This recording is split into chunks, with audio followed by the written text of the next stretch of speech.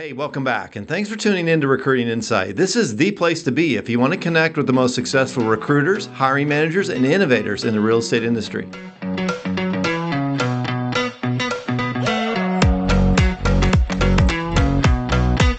Hey, it's a great day to recruit, and today we'll be joined by Jeremy Lambert. Jeremy is the Director of Recruiting for Your Castle Real Estate in Denver, Colorado. Your Castle closed over 5,000 transactions in 2021, and they ranked number 174 on the Real Trends 500 list. They're the largest independent brokerage in the state of Colorado, and they recently joined the Karen Real Estate Holdings Company. Now, one of the things that makes Your Castle unique is they have over 750 agents, most of which are operating out of just one office. Yes, they do have a few satellite offices, but most of their operations are centralized, including the recruiting operations. Now, since Jeremy has been at the helm of Your Castle's recruiting group for more than a decade, he's well positioned to understand the pros and the cons of a centralized recruiting strategy. In addition to that, Jeremy is a phenomenal recruiter, and he does a remarkable job of capturing experienced agents for Your Castle. If I was recruiting in his marketplace, I would not want to be competing against him. So let's jump in. I think you're going to learn a lot today. Hey, Jeremy, thanks for joining us today. It's great to see you again. It's been a while since we've connected. So welcome to Recruiting Insight. Thanks, Ben. Pleasure to be here. Yeah. Hey, can you tell us a little, our listeners, a little about Your Castle and your role in the company? Yeah, we're a local independent brokerage out in Denver. We have 5 offices between Colorado Springs, Denver, a couple of places in the mountains, and then also all the way north to Fort Collins. We've got a little short of 800 agents with our organization. We did about 5,000 deals last year. About 20% of our production is investor related. The other 80% is just owner occupant. Okay, so mostly just kind of what you'd consider traditional sort of residential real estate, whacking it out each day. Yes, sir. Okay, so how would you say your company is? How do you differentiate your company compared to other companies in your marketplace? What's kind of your niche? I think with us, it's just high value, right? Like with a realistic cost structure. I think if you look on the spectrum of brokerages, you've got your high value, high cost companies, and you've got the opposite end with your flat fee transactions. You got some mom and pops mixed in. We're a very people heavy organization. So we don't rely on technology to be our selling point. Our biggest selling point is I've got 50 employees. So I run 7 managing brokers when a firm's normally going to have 1. I've got 4 graphic artists in the other room. I've got database coach, social media coach, business coach. We're just firm believers. It's the people that are going to help you be successful in this business and the coaching and the training. So is this affected by your founding and by I know Lon Walsh, Lon's background? Lon Walsh found your company his background's a little different than a lot of real estate owners. Has that affected kind of your philosophy, you think? Yeah, I think what happened with us is we realized if you look at the traditional team leader in this business, a lot of times they're people who used to sell real estate, went into management, right? And they're probably great in production, great in servicing clients, but there's a reason they went into management. A lot of times they didn't like making calls, right? They got tired of the production aspect and wore on them. And so when we looked at that, it was really hard to find somebody as a team leader type position or managing broker who's very good at recruiting, and they're very good at retention, and they're very good. It's almost impossible, right? So a lot of times what you find is a really good recruiter who's running an office and not teaching a lot or not being effective in like the other strategies. So we departmentalized everything here and realized I want to have managing brokers that only focus on one thing, and that's servicing agents, right? That's coaching and training. I want to have a recruiting team that only focuses on recruiting, right? They only do what they're good at. And I can get 100% of their time. It's more of that expert mentality rather than just one size fits all. That's good. I'm glad you brought that up because that's definitely the position or the place we wanted to go with the conversation today. Because I think your model is unique that way. There are many companies out there that are still trying. They are successful, and there are many that are successful at having these individual managers do a number of different roles. But you guys have chosen a different way to that centralized sort of mentality. So how did you get there? And then what are some of the pros and cons of doing it that way versus, with managers multitasking? I mean, I think some of the cons is just the payroll aspect, right? I mean, it's that's a big line item. Writing that check is such a big selling point for us. I mean, when COVID really hit a couple of years ago, I know you've seen this. We saw more people flood the market in real estate than in any time I've ever seen, and I've been in about 15 years. And I did a kind of a neat exercise. I had my team in the Philippines go in look at headcount for each brokerage and see who's really gaining the most market share. Then we looked at how many of those brokerages are actually hiring employees to service this. So their headcount went up by 20, 30% sometimes, and they didn't add one staff member. So what happens is service just went down. We added 2 managing brokers during COVID. We added a graphic artist. We added 3 admins because I knew I had to keep up with the demand. So the positive for us is my guys get a call back within 15 minutes when they have a question from a manager. And it's one of the things we really like about it, even though we're heavy when it comes to production. It's just the turnaround time on anything is so fast, and people with our company expect that. They don't want to wait 2 days for a flyer. They don't want to wait 4 hours for help on a contract. People want instant gratification, and that's what we provide. So let's dig into that structure a little bit. So how many? So you have 5 offices. Now, from my understanding, I may be wrong on this. There seems to be a central office that has a ton of agents in it or connected to it, and you have some satellite offices. Is that a correct understanding? Pretty similar. We aren't location specific though. Like a manager in Fort Collins is still going to help somebody in another city. So we operate just as one big unit. And then not the offices don't have a separate identity. We're just one company. Gotcha. Okay, so then how many managers, if we want to call them, we'll call them that for now. I mean, they're not recruiters, I know, but for managers, how many managers are serving this agent base of almost 800 agents? I've got 7 full-time that are putting in about 40, 50 hours a week. And then I have an additional 5 that are part-time. Okay. So what would be the general things that these folks are doing? The managers, either whether they're part-time or full-time. What are they doing on a day-to-day basis? But I know they're not doing recruiting. So no, they're primarily just supporting agents. So whether it's compliance, whether it's question and answer, whether it's role play, they're really just on the transactional and the coaching side. Okay. So they really have no recruiting responsibilities. That's going to be in your group, which we'll talk about in a minute. Do they have? Yeah, I don't want them recruiting. I don't even want them talking to prospects. Now I have a very talented team, but they'll kill a sale for you, man. Like that's not what they're paid to do. That's not what they're good at, and nor do they want to do. And that's the brilliance of it. I mean, I have an amazing guy that runs our managing broker team, an incredible wealth of experience, right? And I'm blessed to have them, and they support us in a great way. But make no mistake, none of those guys want to make cold calls. Okay, so they are on the delivery side in the sense that whatever you're selling, you're making the cold calls, you're bringing the people in, you hand them off to these managers. You want obviously that agent to have a phenomenal experience, which it sounds like there's a pretty good level of trust between you and your managers. Absolutely. I mean, we have a common goal here. We realize, that without recruiting, your company will die. Like without adding headcount, you will eventually go away, right? And so we have one common goal. We're all on one team, and we all support each other. And they trust that I'm bringing in the right people and doing it the right way, and I trust on the back end that they're going to support it. And it's a great marriage. So let's drill down then a little bit more into your group, and you're doing recruiting. So how many are on your team? Right now, I just actually, I think it's kind of funny. I saw Compass laid off 450 of their staff members the other day, and I just hired 3 new recruiters, right? So it made me laugh. Compass is a great company. It's interesting. But I have 3 inside sales reps that are just making outbound dials. I've got a recruiter in Colorado Springs, and I've got a tenured recruiter here in Denver with me, and then I just hired a 3rd that starts on the 5th. Okay, so you manage this group, you run this group. It's completely 100% focused on recruiting. How many agents do you hire a year? Last year we hired 333. Okay, and what's the breakdown of new versus experienced?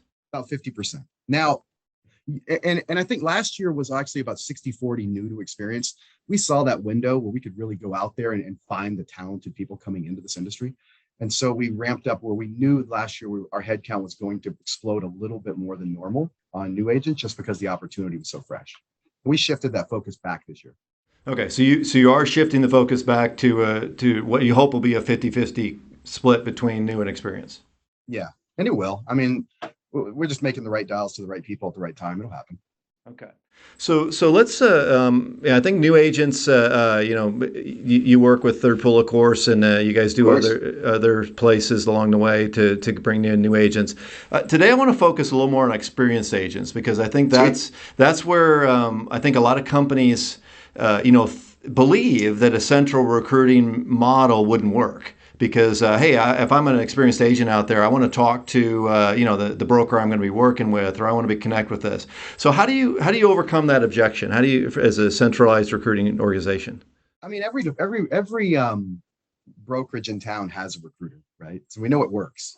There's always movement. There's always going to be movement. It's really funny. So you just got to capitalize. I think one of the things we looked at in it is, I just want to win, right? Now, and I don't care if it's like I use a sports analogy. Like I don't care if somebody's going to go out and hit a home run and I need to hire the 50 agent a year guy. If I get those on my lap, great, right? But you can win a baseball game by hitting a lot of doubles and a lot of singles, right? So I had to change my expectations. If I look at a guy who's been at Coldwell Banker 20 years and he's closing 30 deals a year, he's not moving. The odds say and the numbers say that guy's going to park it there. So why call him, right? Like, why waste the energy? So what I had to figure out is, where is my sweet spot, right? Like, where's our sweet spot, and go 100% after that. And so that's what we did. We realized that we were the best at hiring agents 1 to 4 years in the business at a certain production level based on where they hang their license. If they had a low value company and they're a mid-level producer, I know if I get them over here, I can coach them and train them into being a high producer. And it's a lot less work. Right, because and a lot less risk, right? Because you've taken out a lot of people are going to get into the business and get out before they really do any transactions, or maybe just a couple. So if you've got zeroed in on that value proposition, I like that. I'll tell you, Ben. I mean, there's so much data in front of us, right? We have so much information, whether using broker metrics or whatever you're using, and I can get their tenure from the Dora in my local area. So I can build a call list that'll say, this is somebody 6 months in the business that's closed 2 deals. They may not look like a big producer, but they're 6 months in, right? The signs tell me if they do 2 deals in 6 months, they're going to do 8 their first year, 16 their second year, but let's get them early, right? Like, let's show them some love and build those relationships now, because most people don't do 15 interviews of brokerages. Their best friend's neighbor's an agent. They take a referral, they go, they're just finding out if that's the right company for them or not. Yeah, we often hear that described as, hey, you need to go to phase 2 of your career. Everyone starts somewhere, but you need to go to phase 2. Are you using that kind of language with them, sounds like? Oh, absolutely. I mean, it's just the data, right? Like, the data says a certain amount of agents are going to leave the industry every month and a certain amount are going to move every month. Just by brute force on making the dials, I'll find the movers. And it's just a matter of connecting at the right time. Right. And so let's drill down on that a little bit. So what are the tactics that you're using, day in and day out to generate leads, and then work those leads over time? I mean, obviously we use Third Pole. We're big fans. We've had a great relationship with you. Lee is phenomenal. I'd highly recommend, if they're not using you, to jump on board. We do a lot of marketing through Glassdoor, a lot of online things with ZipRecruiter and Indeed, that kind of stuff. And it gets a lot of name recognition for us. But mainly what I'm doing is, I got 3 guys sitting in the room making 150 outbound calls a day. And we have about 35 different scripts we use, and it's all based on situation. I mean, I have a list right now of everybody in my market whose business has dropped 20% over the last 6 months. That's a great call list, but it can't be generic, right? I'm not doing any outbound text. I'm not doing mass email. We're just relationship building. We do about 40, 50 free educational opportunities a month. So we recruit a lot through education. If I can just get somebody in the door and I can find some sort of pain point, we can exploit it. Yeah, no, I like that. I like that, using an educational approach, or using something. Hey, I'm going to offer you something of value to start the relationship here. That's a great way to connect. So if someone on your team is hammering through those 150 calls a day, that's not for everybody. So how do you find the people that are willing and able to do that and sustain that over a long period of time? It took me a while, to be honest with you. And then I just had to figure out, like, who's the right fit. What do I bring as far as an employer to my people? And just so you know, no one on my team has a real estate license. No one has ever sold real estate. They're not active realtors. I don't want them to be. I want them to be professional recruiters, right? If they were any good at sales, and they had a license, they wouldn't need a job, right? like it's a hard thing. But I think for me, I had to look at industries where the work environment maybe wasn't the best, and look for a time frame. If someone could make it six months in roofing sales, making cold calls, then they're going to love working for me, right? The work environment's a hell of a lot better, and we're not pushy. These are all just relationship calls. The biggest no you're going to get, and my guys ever get, is, I'm happy where I'm at. right? That's the biggest objection we ever get. I mean, there's no one slamming the phone on you. It's an easy call. Yeah, no, I think that's true, and I think what I don't hear very often is hearing other people compare it to other industries, or hey, let's take someone from an outside. That's a key nugget there. That you're taking people who don't have real estate experience and you're getting them to recruit. Obviously, they have to learn the language and learn what's going on, but Sure. that's pretty important. So. I mean, I think we put up pretty good recruiting numbers, and I don't do anything special. I just am very, very passionate about this industry. I truly believe in what we're doing here, and I can articulate that message. And we have a strategy and a plan. And this whole organization, every single person from the front desk to our mortgage partner to our title partner, they all know that what's important here. And we have one mission to constantly bring value and make recruiting an experience when someone walks through the door. Yeah, and I think you're in it, and you're in a very high performing organization. Believe me, there's a lot of people in this industry who don't operate at that level, and it's inspiring to see you execute at that level. I mean, it's amazing. Yeah, we have the right partners. We're aligned with a company out of Texas called JPAR, and I got on the phone with the guy who runs their recruiting efforts the other day, and I'm just so amazed on what they do and how they run. But they're a very similar thing. Their CEO is a phenomenal guy, and he believes the same thing. Right? Have a plan, go out and work, and that's why they're growing the way they are. I mean, you look at certain Keller Williams offices and they have an amazing recruiting platform, but who can deliver it, right? I mean, every single franchise has the same opportunity. They have the same plan, they have the same support. It's all about putting it in play, right? Certain people just are never going to do the hard stuff. They're never going to make the calls. So let's talk about just as wrap up the recruiting part of this. Experienced agent recruiting is the nature of it is, you make that first call, and maybe you get an appointment out of that call, or you start that relationship. It could be, a month, 2 months, 6 months, 9 months before someone's ready to unplug and actually come over to your company. How do you handle the follow-up part of that? How do you stay consistent there? I mean, I think you have to go back and look at any sales organization in the world, right? If you and I went and sold copiers, we'd log in every day. We'd go to our CRM. What would pop up? You need to make these 54 calls today, right? It's just keeping the momentum of your pipeline going and your CRM, just constantly like feeding the machine, making sure that you're setting your reminders, that you're just doing the little things. It's all about the little things. Yeah, and I think that's so true. What CRM are you guys using? We were using Salesforce for a long time. We just switched to KV Core. Okay. Mm-hmm. Yeah. So we're going to roll that out for a little bit. I mean, it's funny. People say, what's the is it Tom Ferry line? It's like, what's the best CRM? The one you'll use, right? Like, there's all these bells and whistles and all these things. For the longest time, I had a CRM that did nothing but store data and set reminders. And we recruited like crazy. You recruit a lot of people that way. Yeah, I mean, that's really all it boils down to, and have accountability. It's stick to the plan. When the plan's not working, it's funny when I came to work, I ran recruiting efforts for a Prudential franchise prior to getting in with your castle, and I've been with these guys about 12 years. And I remember meeting with Lon, who owns this company, and he goes, "Here's our plan. We're going to do this. We're going to make this many calls. We're going to run this many classes, and if we do it, we're going to hire this many agents, which will make us this much money." And I went home to my wife and said, "Hey, I'm going to quit my job. I'm going to go work for this guy, and we're going to make no money for 6 months. But if we follow this plan, we're going to do really well in 2 years." And literally 23 months later, I walked into his office and I'm like, holy crap, we did it. We followed the plan. We got the, it's the same thing. Make your dials, be intentional, work hard, have a good attitude, be a good human, right? So the conversation you had with your wife was the same one that every agent that wants to get into real estate has to have. Right. It is. That's amazing. Well, let's dial down on well, first of all, retention. There's a lot of companies right now, that are really trying to pull in and retain the people that they have. What are you guys doing to retain the agents you have on board? Well, I think one thing, it was a lot easier. I remember once we were at about 400 agents, and I've always prided myself on knowing the agents and having a relationship with the agents. And I could tell you their kids' names and where they worked and what they did before. And I remember walking in the hall once and Lon, the owner, said, "Hey, who's that guy?" And for the first time in years, I didn't know. And I realized I maxed out at about 400 people.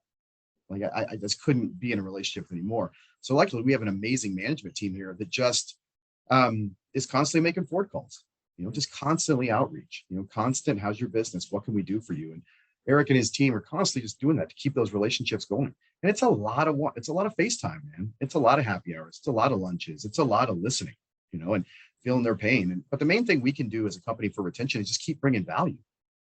I think as long as we bring value and agents are happy, they're not going to leave. I think our attrition rate is about 1%. Wow, wow. Well, that speaks for itself then, in essence. So, final question. We hear a lot of talk right now about the market tightening and not as many transactions maybe over the next few years due to inflation, interest rates, all that kind of stuff. So, how do you feel this is going to affect recruiting from your perspective? I think it's going to be phenomenal for me, right? And I think 80% of the companies in town are going to be hurting.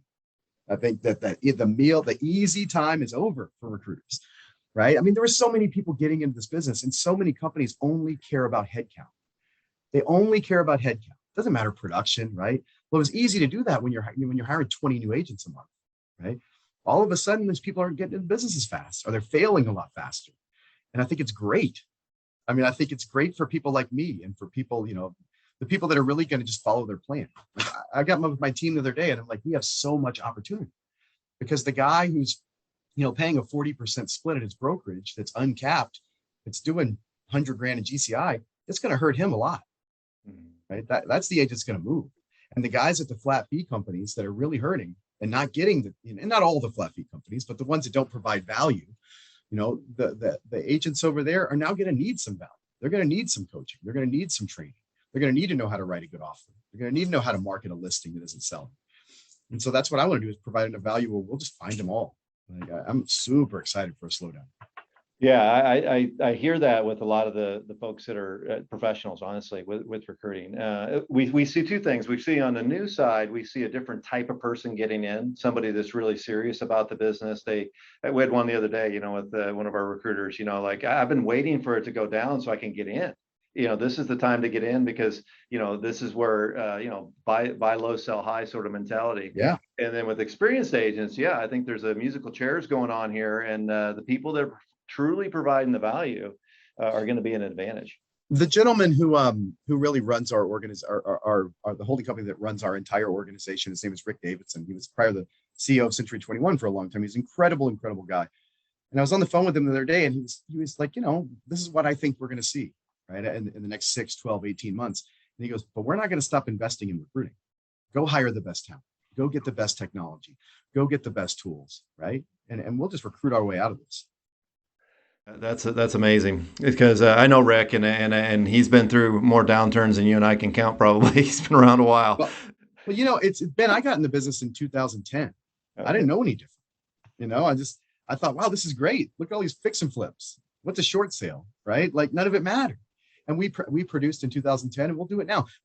We'll run a series of classes that have something to do with a changing market and how to adapt, and we'll fill them, and then we'll recruit on the back end. And that's all we'll do for the next 2 years. Well, thanks, Jeremy. I really appreciate you joining us today, and I think it's really helpful to have a professional or a reasonable voice that is really addressing these issues in these times. And I know that in each of these cases, it's important for us to look at the whole picture and really focus on the actual plan, like you said, that actually works, and we know works if you actually execute it. And now for those that are doing the hard work of recruiting each day, take what you learned today and go make a difference.